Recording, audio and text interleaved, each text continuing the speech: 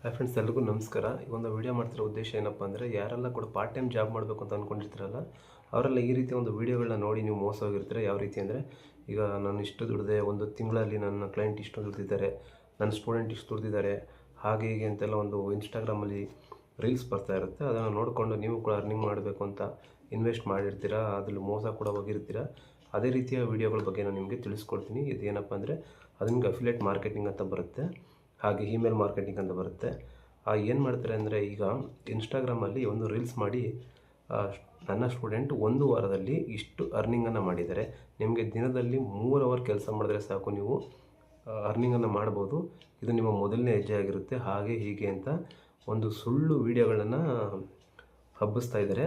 ಇದು ನಿಜಕ್ಕೂ ಎಷ್ಟರ ಮಟ್ಟಿಗೆ ಸತ್ಯ ಅಥವಾ ಸುಳ್ಳು ಅನ್ನೋದನ್ನು ಈ ವಿಡಿಯೋದಲ್ಲಿ ತಿಳಿಸ್ಕೊಡ್ತೀನಿ. ವಿಡಿಯೋನ ಕೊನೆವರೆಗೂ ನೋಡಿ, ಯಾಕೆಂದರೆ ನಾನು ಕೂಡ ಮೋಸವಾಗಿಯೇ ನನಗಾದ ಸ್ಥಿತಿ ಬೇರೆಯವ್ರಿಗೆ ಆಗಬಾರ್ದು ಅಂತ ಈ ಒಂದು ವಿಡಿಯೋನ ಮಾಡ್ತಾಯಿದ್ದೀನಿ. ಮೊದಲನೇದಾಗಿ ನಾನು ಇನ್ಸ್ಟಾಗ್ರಾಮಲ್ಲಿ ಒಂದು ರೀಲ್ಸ್ ನೋಡಿದೆ, ಇದೇ ರೀತಿ 1 ವಾರದಲ್ಲಿ ಇಷ್ಟು ಅಫಿಲೇಟ್ ಮಾಡಿ ನಾನು ಅರ್ನಿಂಗ್ ಮಾಡಿದ್ದೀನಿ ಅಂತ ಅವ್ರು ಹೇಳಿದರು. ಹಾಗೆ ನಾನು ಕೂಡ ಪಾರ್ಟ್ ಟೈಮ್ ಜಾಬ್ಗೆ ಹುಡುಕ್ತಾ ಇರೋ ಸಂದರ್ಭದಲ್ಲಿ ಆ ವಿಡಿಯೋ ಸಿಗ್ತಲ್ಲ, ಆ ವಿಡಿಯೋಗೆ ಒಂದು ಏನವರು ಒಂದು ವಾಟ್ಸಪ್ ನಂಬರ್ ಕೊಟ್ಟಿದ್ದರು. ಆ ನಂಬರ್ಗೆ ನಾನು hi sir, I am interested ಅಂತ ಒಂದು ಮೆಸೇಜನ್ನು ಅವ್ರಿಗೆ ಸೆಂಡ್ ಮಾಡಿದೆ. ಹಾಗೆ ಓಕೆ, ನೀವು ಇಂಟ್ರೆಸ್ಟ್ ಇದ್ದೀರಾ, ಒಂದು ವಿಡಿಯೋ ಕಳಿಸ್ತೀನಿ ನೋಡಿ, ಇದ್ರ ಬಗ್ಗೆ ಪೂರ್ತಿ ಮಾಹಿತಿ ಇದೆ, ಇದನ್ನು ನೋಡಾದ್ಮೇಲೆ ನೀವು ಏನಿದೆ ನಮ್ಮದು ಪರ್ಚೇಸ್ ಮಾಡೋದಕ್ಕೆ ಎಷ್ಟು ಅಮೌಂಟ್ ಇದೆ ಅದರ ನಿಮ್ಮ ಅಕೌಂಟಲ್ಲಿದ್ದರೆ ಎಸ್ ಅಂತ ಇದು ಮಾಡಿ ಸೆಂಡ್ ಮಾಡಿ ಅಂತ ಹೇಳಿದರು. ಹಾಗೆ ನಾನು ಕೇಳಿದೆ, ಸರಿ ಎಷ್ಟು ಅಮೌಂಟ್ ಅಂತ ಕೇಳಿದೆ. ಹಾಗೆ ಒಂದು 3 ಆಪ್ಷನ್ ನಾನು ಅವ್ರು ಕಳಿಸಿದ್ರು. ಪ್ರೋ ಆಗಿರ್ಬೋದು, ಹಾಗೆ ಸ್ಟ್ಯಾಂಡರ್ಡ್ ಬರುತ್ತೆ, ಸ್ಟ್ಯಾಂಡರ್ಡ್ ಆದಮೇಲೆ ಸುಪ್ರೀಮ್ ಅಂತ ಬರುತ್ತೆ ಸ್ನೇಹಿತರೆ. ಸುಪ್ರೀಮ್ ನಾನು ಪರ್ಚೇಸ್ ಮಾಡಿದ ಸುಪ್ರೀಮು, ಅದು 15,000 ಸ್ನೇಹಿತರೆ. ಅದೇನು ಬರುತ್ತೆ ಅಂದರೆ ನಿಮ್ಗೆ ತೋರಿಸ್ಕೊಡ್ತೀನಿ ನೋಡಿ. ನನ್ನ ಒಂದು ಇದು ಅಫಿಲಿಯೇಟ್ ಅಕೌಂಟ್, ಇದು ಲೀಡ್ಸ್ ಆರ್ಕ್ ಅಂತ ಬರ್ತಿದೆ. ಆ ಲೀಡ್ಸ್ ಆರ್ಕಲ್ಲಿ ನಾನು ಓಪನ್ ಮಾಡಿದ್ದೀನಿ ನೋಡಿ, ಇದು ನನ್ನ ಅಕೌಂಟು. 15,000 ಕೊಟ್ಟು ನಾನು ಇದನ್ನು ಪರ್ಚೇಸ್ ಮಾಡಿದ್ದೀನಿ. ನಿಮಗೆ ಸ್ಕ್ರೀನ್ ರೆಕಾರ್ಡ್ ಮಾಡಿ ತೋರಿಸ್ತೀನಿ ನೋಡಿ.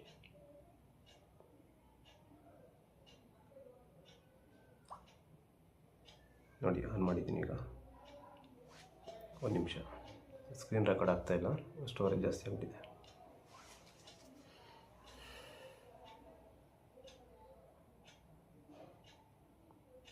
ನಾನು ಪರ್ಚೇಸ್ ಮಾಡಿದ್ದು ಯಾವುದು ಅಂದರೆ,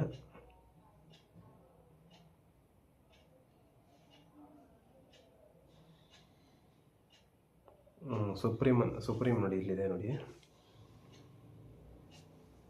ಉಲ್ಟಾ ಮಾಡಿ ನೋಡ್ಕೊಳ್ಳಿ, ಸುಪ್ರೀಮ್ ಅಂತ. 15,000 ಕೊಟ್ಟು ಈ ಒಂದು ಇದನ್ನು ಪರ್ಚೇಸ್ ಮಾಡಿದ್ದೀನಿ. ಇದುವರೆಗೂ ಕೂಡ ಎಷ್ಟು ಅರ್ನಿಂಗ್ ಮಾಡಿದ್ದೀನಿ ಅಂದರೆ ನೋಡಿ, ತೋರಿಸ್ತೀನಿ.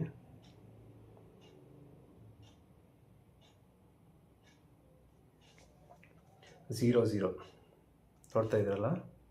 ನೀವು ಕೂಡ ಮೋಸ ಹೋಗಬೇಡಿ ದಯವಿಟ್ಟು. ಲೀಡ್ಸ್ ಆರ್ಕ್ ಅಂತ ಇದರಲ್ಲಿ ಹೇಳ್ತಾರೆ, ನಾನು ನಿಮಗೆ ಗೈಡ್ ಮಾಡ್ತೀನಿ, ನೀವು ಕೂಡ ಅರ್ನಿಂಗ್ ಮಾಡ್ಬೋದು. ನೋಡಿ ಎಷ್ಟು ಜನ ಅರ್ನಿಂಗ್ ಮಾಡಿದ್ದಾರೆ ಅಂತ ಡೈಲಿ ಸ್ಟೇಟಸ್ಲಿ ಆಗ್ತಾ ಇರ್ತಾರೆ. ನೀವು ಅದನ್ನು ನೋಡಿಕೊಂಡು ನಾವು ಕೂಡ ಅರ್ನಿಂಗ್ ಮಾಡ್ಬೋದು ಅಂತ ಹೋದರೆ ನಿಜ 15,000 ಆಗಿರ್ಬೋದು, ಅದಕ್ಕಿಂತ ಕಡಿಮೆ ಹಣ ಆಗಿರ್ಬೋದು ಹೋಗುತ್ತೆ. ಅದೇ ಒಂದು ಕಾರಣಕ್ಕೆ ನನಗೆ ಆ ಸ್ಥಿತಿ ನಿಮ್ಗೆ ಆಗಬಾರ್ದು ಅಂತ ಹೇಳ್ತಾ ಈ ವಿಡಿಯೋನ ಮಾಡ್ತಾಯಿದ್ದೀನಿ, ಓಕೆನಾ.